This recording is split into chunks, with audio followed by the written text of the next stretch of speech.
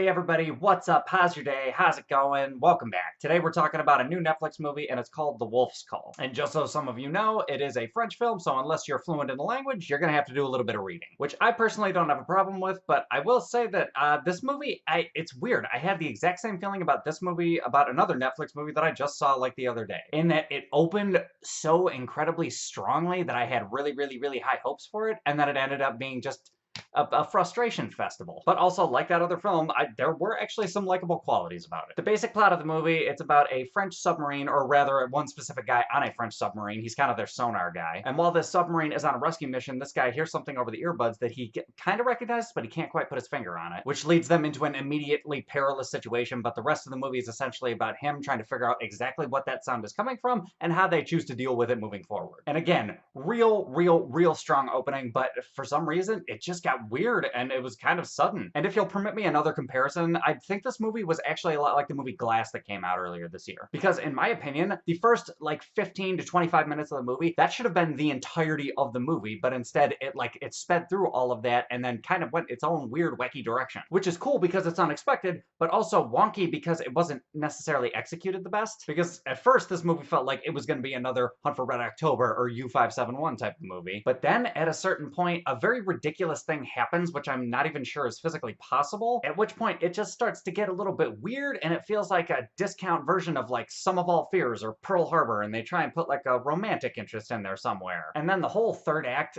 it just felt weird, like the logistics behind it, and it felt like it all could have just been avoided had somebody had the slightest hair of foresight. So I was watching it and it said, oh no, we do things this way in case something like this should happen, and I'm like, whose brilliant fucking idea was this? And then at one point, another person gets denied access to something, and the reason why they get denied access is A, kind of stupid, and B, why did it have to happen in that particular moment? Why wouldn't you have, you know, relayed that information a little bit sooner? And it was made even weirder by the fact that all the actors were trying to play it super serious. So at that point, it just felt like super weird because they either could have gone the super serious like U571 type of route, or they could have gone the crazy Fast and Furious route. And it doesn't seem like everybody was on the same page. But that also leads me to some of the positives of the movie. Was I liked the acting because I could feel all the emotions everybody was trying to put out there. Because you could really feel like the tension, the struggle, or maybe the fear every once in a while of each of the characters that you saw on the screen. So that was good. And since it's a movie about sonar, the sound editing and the sound mixing, that all worked astonishingly well. And I would say that the music in the first half of the movie was actually pretty stellar. But then,